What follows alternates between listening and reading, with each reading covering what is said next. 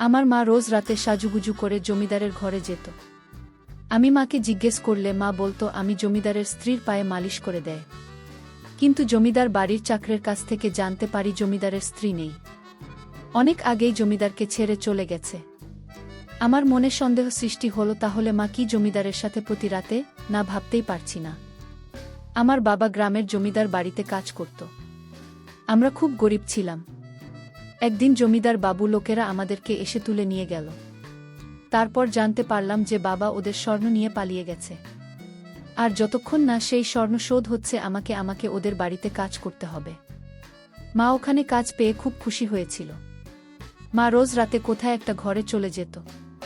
মাকে জিজ্ঞেস করলে মা বলতো যে আমি জমিদার বাবুর স্ত্রী এর পা মালিশ করে দিতে যাচ্ছি। একদিন রাতে আমি মায়ের পিছন পিছন যাই, আর একটা নোংরা স্টোরে গিয়ে পৌঁছায়। ভিতরে ঢুকতেই আমার মাথায় আকাশ ভেঙে পড়ল, কারণ মাত্র স্টোর রুমের ভিতরে জমিদারের সাথে। বন্ধুরা, বাকিটা গল্পতে বলছি। আমার নাম ঈশিতা। আমার মা খুব সুন্দর দেখতে ছিল, কিন্তু মা বলতো যে ভগবান যেন কাউকে এমন সুন্দর রূপ না দেন, এই পৃথিবীটা বড় নিষ্ঠুর। এখানে সুন্দরী মেয়েদের বিপদ অনেক বেশি। মায়ের এসব কথা আমি কিছুই বুঝতে পারতাম না। মাঝে মাঝে মনে হতো মায়ের এসব কথা বলার কারণ আমার বাবা, যে সবসময় আমার মাকে সন্দেহ করত। বাবা দেখতে ভালো ছিল না। বাবার গায়ের রং কুচকুচে কালো ছিল। বাবা প্রায়ই আমাকে বলতো আমাকে এত খারাপ দেখতে, আর তোমাকে সুন্দর পরীর মতো দেখতে।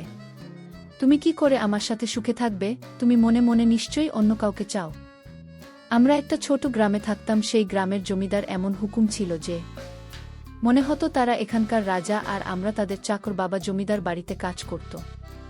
জমিদার খুব একটা ভালো কাজ ছিল না, শুধু জমিদার বাবুর সাথে সাথে থাকত, কিন্তু জমিদার বাবু বাবাকে চাকরির মতো ধমক দিত। মা ও গ্রামে কাজ করত, কিন্তু সারাদিন পরিশ্রম করার পরও মা সুন্দর দেখতে ছিল। আমি ভাবতাম না, যদি ঠিক করে নিজের যত্ন নেয় তাহলে আরও কত সুন্দর হয়ে উঠতে পারবে। মায়ের খুব কম বয়সে বিয়ে হয়েছিল। মায়ের বয়স এখনও 25 বছর হয়নি, আর আমার বয়স 12 বছর হয়ে গেছে। একদিন মা আর বাবার মধ্যে খুব ঝগড়া হয়। বাবা মাকে জিজ্ঞেস করে, তুমি জমিদার বাড়িতে কেন গিয়েছিলেন? মা বলে, আমি ওখানে জিনিসপত্র দিতে গিয়েছিলাম, এর জন্য আমাকে পয়সা দেওয়া হয়েছে। বাবা সেশনটা ছুঁড়ে ফেলে দেয় আর বলে, তোমার ওখানে যাওয়ার কোনো প্রয়োজন নেই। এরকম শোনো, আমি চাই না অন্য কোনো পুরুষ মানুষের নজর তোমার উপর করুক। আমি চাই না তুমি কাজের জন্য ছেলেদের আশেপাশে ঘোরাঘুরি করো। মা আমাকে বলতো, তোর বাবার খুব খারাপ মানসিকতা, তো বাবা খুশি থাকা উচিত যে সে আমাকে স্ত্রী হিসেবে পেয়েছে। সে কখনোই আমার যোগ্য হয়ে উঠতে পারবে না। আমার মনে হয় যে মা বুঝতে পারে না বাবা তাকে কতটা ভালোবাসে। বাবা মাকে খুব ভালোবাসত, তাই বাবা সবসময় চেষ্টা করত মাকে খারাপ ছেলেদের থেকে বাঁচিয়ে রাখতে। বাবা কাউকে মায়ের দিকে তাকাতে দিত না, আর মাকেও কারো দিকে তাকাতে দিত না। মা বাবার এই ভালোবাসাটাকে সন্দেহ মনে করত। মা বাবাকে কোনোদিন মন থেকে ভালোবাসতে পারেনি। রাতে কোনো দিন বাবা বাড়ি না ফিরলে মা খুব খুশি হতো। মা বলতো, ভাল হয়েছে আজ তোর বাবা বাড়ি ফেরেনি, আজ রাতে কেউ আর আমাকে বিরক্ত করবেন না। একদিন একটা বড় সমস্যা হয়। সেদিন অনেক রাত পর্যন্ত বাবা বাড়ি ফেরে না। আমার খুব চিন্তা হতে থাকে। আমি বারবার মাকে বলি যে বাবাকে আর ফিরছে না। বাইরে খুব ঝড় বৃষ্টি হচ্ছিল। মা বলে, তোর বাবা কোনো ছোট বাচ্চা নয় যে হারিয়ে যাবে, হয়তো বৃষ্টির কারণে কোথাও আটকে গেছে, কোথাও আশ্রয় নিয়েছে। বৃষ্টি থামলেই তোর বাবার ফিরে আসবে। অনেক রাতে আমাদের দরজায় এসে কড়া নাড়ে। আমার মনে হয় বাবা এসেছে। আমি দৌড়ে গিয়ে দরজা খুলে, কিন্তু বাবা আসেনি। জমিদার বাবু লোকেরা এসেছে। তারা বাড়ির ভেতরে ঢুকে জোর করে আমাদের দুজনকে তাদের সাথে নিয়ে যায়। মা খুব চেঁচামেচি করে। আমি বারবার তাদের জিজ্ঞেস করি যে আমাদের কোথায় নিয়ে যাচ্ছ। তখন গ্রামের লোকজন সেখানে জড়ো হয়ে যায়, কিন্তু কারোর এত সাহস ছিল না যে জমিদার বাবু লোকেদেরকে আটকাবে। তারাও আমার মতো জিজ্ঞেস করে যে আমাদেরকে ওরা কোথায় নিয়ে যাচ্ছে। তখন ওই লোকগুলো বলে, এই মেয়েটার বাবা জমিদার বাবুর বাড়িতে কাজ করত, সে অনেক স্বপ্ন চুরি করে পালিয়ে গেছে। এখন যতদিন না আমরা ওর বাবাকে খুঁজে পাচ্ছি আর আমাদের স্বর্ণ ফেরত না পাচ্ছি, ততদিন ওরা আমাদের বাড়িতে কাজ করবে। জমিদার বাবুর অনেক সময় চুরি হয়ে গেছে, তাই উনি এদেরকে দিয়ে খাটিয়ে সেই স্বর্ণ তুলতে চান। যখন সেই স্বর্ণ ক্ষতিপূরণ হয়ে যাবে তখন আমরা ওদেরকে ফেরত দিয়ে যাব। তারা আমাদেরকে জমিদার বাংলাতে নিয়ে যায়। সেখানে গিয়ে একটা ছোট্ট ঘরে আমাদের থাকতে দেয় আর বলে এখন থেকে এটাই আমাদের থাকার জায়গা, আর আজ থেকে আমাকে ওদের বাড়িতে কাজ করতে হবে। আমরা গরিব ছিলাম ঠিকই, কিন্তু কখনো ভাবিনি যে কারোর বাড়িতে চাকরের কাজ করব। জমিদার বাবু সেখানে এসে মাকে আর আমাকে এক দুইবার দেখে আর বলে, তাহলে এরাই হচ্ছে ডাকাতের পরিবার। আমি খুব কাছে থাকি, আমাদেরকে ওরা এভাবে অপমান করছে। আমার মা কাঁদতে কাঁদতে বলে, দেখ তোর বাবা আমাদের কত বড় সমস্যা ফেলে দিয়ে গেছেন। সেশন চুরি করে কোথায় গেল কে জানে, যদি স্বর্ণ চুরি করে পালাতে হতো তাহলে আমাদের কেউ সঙ্গে করে নিয়ে যেতে পারত, আমরা অন্তত এদের হাত থেকে বেঁচে যেতাম, কিন্তু তা না করে উনি নিজেই পালিয়ে গেলেন। তো বাবা এতটা স্বার্থপর আমার জানা ছিল না। আমি মাকে বলি, এখন আমরা কি করব? মা বলে, কি আর করব, এরা খুব ভয়ঙ্কর লোক। আমরা যদি এখান থেকে পালিয়ে যাই তাহলে ওরা লোক দিয়ে ঠিক আমাদের খুঁজে বের করবে, আর তারপর আমাদেরকে মেরেও ফেলতে পারে। তাই এরা যা বলছে তা মেনে চলাই ভালো। তোর বাবার পাপের প্রায়শ্চিত্ত তো আমাদেরকে করতেই হবে। এখন আমাদের বাড়িতে কাজ করতে হবে। পরের দিন সকালে আমি আর আমার মা বাংলো যাই। আমরা বাড়ির ভেতরে ঢুকছিলাম, তখন একটা মোটা মহিলা আমাদেরকে থামিয়ে দেয়। মনে হচ্ছে এই বাড়ির ইনচার্জ এখানে সব কাজের লোকদের দিয়ে সে কাজ করায়। মহিলা মাকে বলে, তোমার কাজ বাড়ির ভিতরে, তুমি রান্নাঘরে কাজ করবে, বাড়ির সবার জন্য খাবার বানাবে, শুনেছি তুমি খুব ভালো রান্না করতে পারো। আর আমাকে বলে, তোমার কাজ বাড়ির বাইরে, তুমি ড্রয়িং রুম পরিষ্কার করবে। তখন মা বলে, দয়া করে ওকে কোনো সহজ কাজ দেবেন, বেশি কঠিন কাজও করতে পারবে না। তখন সেই মহিলা আমাকে ধাক্কা দিয়ে সরিয়ে দেয় আর বলে, যাবে ওখান থেকে, কাজের লোকেদের এত বায়না আমার সঙ্গে হয় না। আমি মায়ের দিকে করুণ চোখে তাকাই। মা বলে, চিন্তা করিস না, এখন আমাদের খারাপ সময় যাচ্ছে, এটা খুব তাড়াতাড়ি কেটে যাবে, আমাদেরও সুখের দিন আসবে। মা বাড়ির ভিতরে কাজ করত আর আমি বাড়ির বাইরে। আমি সারা দিন মাকে দেখতে পেতাম না, শুধু রাতের বেলায় আমার মায়ের সাথে দেখা হতো। কিন্তু রাতে আমি এতটাই ক্লান্ত হয়ে থাকতাম যে আমি মায়ের সাথে কোনো কথা না বলেই ঘুমিয়ে পড়তাম। একদিন আমি মাকে বলি যে আমাকে এরা খুব কঠিন কাজ দেয়। মা বলে, আমার কাজটা সহজ নয়, এই বাড়িতে অনেক লোকজন আর সারাদিন খাওয়া দাওয়া চলতে থাকে, সারাদিন আমাকে সামনে বসে রান্না করতে হয়। আমার খুব কষ্ট হয়, মাকে রান্নাঘরে কাজ করতে হতো আর আমাকে বাইরে রোদে কাজ করতে হতো। আমার বাবার কথা খুব মনে পড়ত আর বাবার উপর রাগও হতো। বাবা কি করে আমাদেরকে ফেলে রেখে দিয়ে চলে গেল, স্বর্ণ নিয়ে পালিয়ে যাওয়ার আগে একবারও ভাবেন না যেটা ফ্যামিলির কি হবে। বাবা তো খুব ভালো মানুষ ছিল, সব সময় তার স্ত্রী আর মেয়েকে আগলে রাখত, আর আজ তারা হাজারটা পুরুষ মানুষের সামনে চাকরের কাজ করছে। আমরা খুব গরিব ছিলাম ঠিকই, কিন্তু কখনো ভাবিনি যে কারোর বাড়িতে চাকরি নেই হয়ে কাজ করব। আমরা সম্মান নিয়ে বাঁচতাম, নিজের পরিশ্রমের টাকায় ইনকাম করে চলতাম, কারো দয়ায় বাঁচতাম না। মাকে দিয়ে ওরা খুব খাটাত, কিন্তু মাকে দেখে মনে হতো যে মা খুব সুখে আছে, হয়তো মায়ের কাজ আমার মতো ততটা কঠিন ছিল না। রান্নাঘরে এক জায়গায় দাঁড়িয়ে রান্না করতে হতো, আর আমাকে তো সারাদিন দৌড়ে বেড়াতে হতো। ভারী ভারী জিনিস তুলে এখান থেকে ওখানে নিয়ে যেতে হতো, কখনো ঝাড়ু লাগাতে হতো, কখনো আবার রোদের মধ্যে দাঁড়িয়ে গাছে জল দিতে হতো। দিনে দিনে আমার গায়ের রং খুব কালো হয়ে যায়। আর হবে নাই বা কেন সারাদিন রোদে ঘুরে বেড়াতে হয়। রোদে 1 ঘন্টা কাটালে মানুষের চামড়া কালো হয়ে যায়, আর আমি তো সারাদিন রোদে কাটাতাম। রাতে আমার খুব ঘুম পেতে, কিন্তু মা বলতো যে তার ঘুম আসছে না, হয়তো মায়ের চিন্তায় ঘুম আসে না। মা বলতো, তুমি শুয়ে পড়, আমার ঘুম আসছে না। রোজ রাতে আমি ঘুমিয়ে পড়ার পর হয়তো বা এক কোণায় গিয়ে শুয়ে পড়ত, কিন্তু একদিন রাতে হঠাৎ আমার ঘুম ভেঙে যায়, আর আমি দেখি যে মা ঘরে নেই। এত রাতে মা কোথায় যেতে পারে? বাথরুমটা ঘরের ভেতরেই আছে। তাহলে মা বাইরে কি করতে গেছে? এমনিতেই বাংলাতে থাকতে আমার খুব ভয় করত। আশেপাশে কত পুরুষ মানুষ ছিল, তার মনে কি আছে বোঝা মুশকিল। আর আমার মা তো খুব সুন্দর দেখতে, বাইরে মায়ের কোনো বিপদ হলো না তো? আমার চিন্তা হতে থাকে, আর আমি বসে বসে মায়ের জন্য অপেক্ষা করতে থাকি, কিন্তু মা ফেরত আসে না। অপেক্ষা করতে করতে কখন আমার চোখ লেগে যায় আমি নিজেও জানি না। তারপর যখন আমার ঘুম ভাঙে তখন দেখি মা কাজে বেরোনোর জন্য তৈরি হচ্ছে, আমি মাকে জিজ্ঞেস করি তুমি সারা রাত কোথায় ছিলে? মা বলে বড় ভাবি আমাকে ডেকেছিল তার পায়ে মালিশ করে দেওয়ার জন্য। জমিদার বাবুর স্ত্রী, উনি খুব বদমাইশ মহিলা, সারা রাত আমাকে দিয়ে পায়ে মালিশ করায়। মায়ের কথা শুনে আমার চোখে জল চলে আসে। মা জিজ্ঞেস করে তুই কাঁদছিস কেন? আমি বলি এরা আমাদের সাথে যা ইচ্ছে তাই করছে, সারাদিন গাধার মতো পরিশ্রম করাচ্ছে, আর রাতে জমিদারের স্ত্রী আমাদেরকে দিয়ে তার পায়ে মালিশ করাচ্ছে। এই সব আর কতদিন চলবে? বাবা কোথায় চলে গেল? মা, আমাদের বাবাকে খুঁজে বের করতে হবে। তুমি সারাদিন বাড়ির ভেতরে কাজ করো, কিন্তু আমি বাড়ির বাইরে থাকি। আমি বাবাকে খুঁজে বের করার চেষ্টা করব। মা বলে তুই তোর বাবাকে কোথায় খুঁজবি?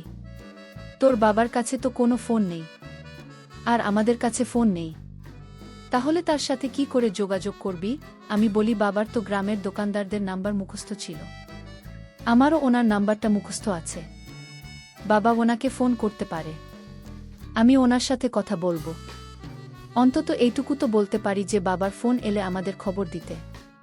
মা বলে কোনো লাভ হবে না, আজকাল কেউ কাউকে খবর দেয় না, কেউ কারো খবর রাখে না, সবাই ব্যস্ত মানুষ, যেমন চলছে।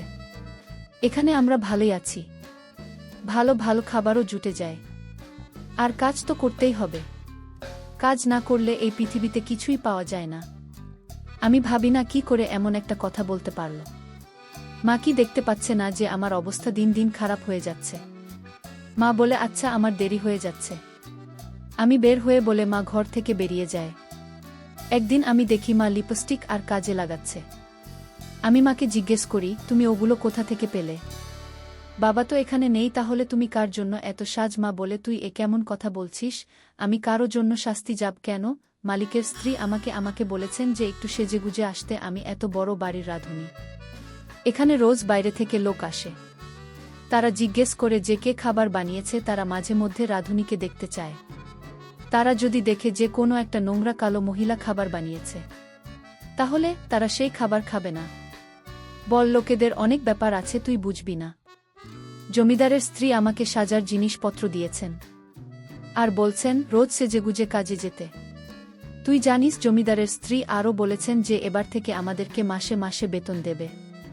তিনি বলেছেন হতে পারে তোমার বর আমাদের স্মরণ চুরি করে পালিয়েছে, আর সেই কারণেই আমরা তোমাদের কাজে রেখেছি, কিন্তু তোমরা সারাদিন খুব পরিশ্রম করো, আর তাই এবার থেকে আমরা তোমাদের বাকি কাজের লোকদের মতনই মাসে মাসে টাকা দেব। তুই ভাবে এবার থেকে আমরা আমাদের হাতে স্বর্গ পাব, আমরা নিজেদের ইচ্ছেমতো জিনিস কিনতে পারব, আমাদের মাথার উপর একটা ছাদ থাকবে, একটা চাকরিও থাকবে, আর হাতে স্বর্ণ থাকবে। এর থেকে বেশি আর কি দরকার আমাদের? এমন সৌভাগ্য জনের হয়। আমি দেখে অবাক হয়ে যাই যে মায়ের এসব ভালো লাগছে। আমার তো সে সব দিনের কথা বারবার মনে পড়ত। আমরা নিজেদের বাড়িতে কত আনন্দ ছিলাম, বাবার রোজগার করে আনত, আর আমরা নিজেদের ইচ্ছে মতন উঠতাম বসতাম, কেউ আমাদের উপর হুকুম চালাতে না। আর এখানে তো আমাদের সারাদিন কাজ করতে হয়, নিজেদের ইচ্ছা মতো কিছুই করতে পারি না। মায়ের এখানে কি করে ভাল লাগছে আমি জানি না। তারপর যত দিন যায় আমি মাকে দেখে আরও অবাক হতে থাকি। মায়ের বাবার জন্য কোনো চিন্তাই ছিল না, মা এখানে খুব আনন্দে আছে, কখনো সাজগোজ করছে, কখনো এটা সেটা খাচ্ছে, কখনো নিজের মনে গান গাইছে, আবার কখনো রাতে গায়েব হয়ে যাচ্ছে। আমি লক্ষ্য করি একদিন পর পরই মা রাতে ঘরে থাকে না। মা কোথায় যায় আমি জানি না। আমার মনে হয় যে মা আমার থেকে কিছু একটা লুকাচ্ছে। একদিন আমি জানতে পারি যে মা আমাকে মিথ্যে কথা বলছে। এই বাড়ির একটা কাজের মেয়ে আমাকে বলে যে জমিদার বাবুর স্ত্রী এখানে থাকেন না, তিনি অনেক দিন আগেই বাড়ি ছেড়ে চলে গেছেন। জমিদার বাবুর চরিত্র ভালো নয়, উনার অনেক মেয়ের সাথে সম্পর্ক ছিল। এসব জানতে পেরে ওনার স্ত্রীও তাকে ছেড়ে চলে গেছেন, ওনার 2 ছেলেকেও তার সাথে নিয়ে গেছেন। সে ভালো পরিবারের মেয়ে, এসব সহ্য করবে কেন? জমিদার বাবু এখন এই বাড়িতে একা থাকেন, আমরা কাজের মেয়েরা ছাড়া আর কোনো মহিলা থাকে না। আমি ভাবি যদি জমিদার বাবুর স্ত্রী এখানে না থাকেন তাহলে মা রাতে কার সেবা যত্ন করতে যায়? তার মানে মা এতদিন আমাকে মিথ্যে কথা বলে এসেছে। আমি জানি মানুষ মিথ্যে কথা তখনই বলে যখন সে কোনো ভুল কাজ করে। এখন আমাকে এটা জানতে হবে যে আমার মা কি ভুল কাজ করছে। সারাদিন কাজ করে রাতে আমি এত ক্লান্ত হয়ে থাকতাম যে আমি ঘুমিয়ে পড়তাম আর মা কি করছে কিছুই দেখতে পেতাম না। একদিন আমি ঠিক করি যে আমি মায়ের পিছু নেব। এই বাড়ির দাদা খুব ভাল ছিল। একদিন আমি তাকে গিয়ে বললাম যে আজকে আমার শরীরটা ভালো নেই, আমি কাজ করতে পারবো না। অরুণ দাদা বলে এইসব তোমার করার মতো কাজও নয়, তুমি যাও গিয়ে বিশ্রাম করো। আমি বলে দেব যে তুমি তোমার কাজ করে দিয়েছ। আমি সারাদিন বিশ্রাম করি যাতে আমি রাতে জেগে থাকতে পারি আর মায়ের পিছু নিতে পারি।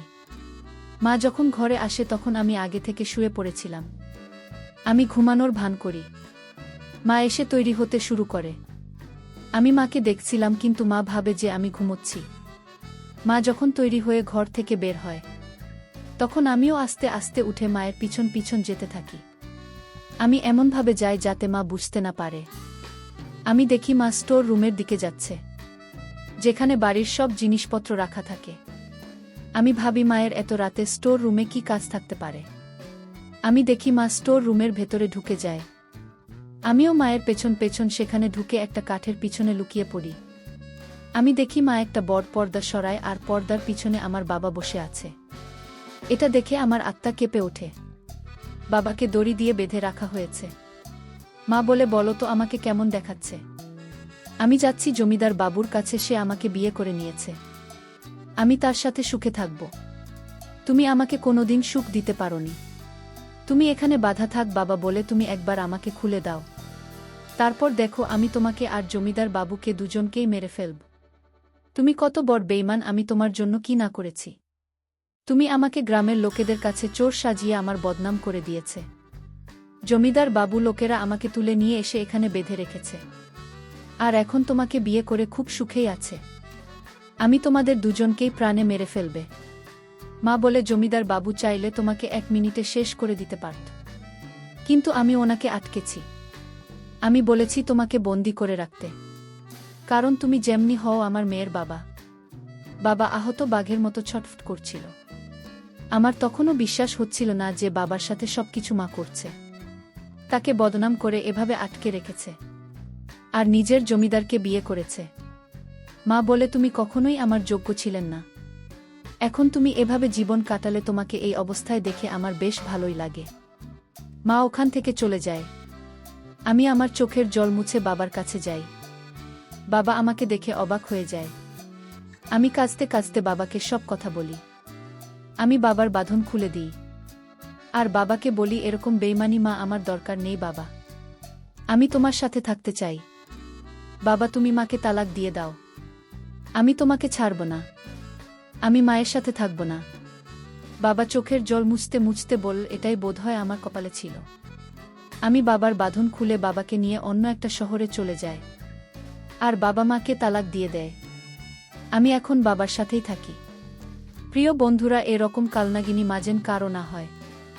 সমাজে এরকম কালনাগিনী মায়ের জন্য আজ শত শত ছেলে মেয়েদের জীবন নষ্ট হয়ে যাচ্ছে।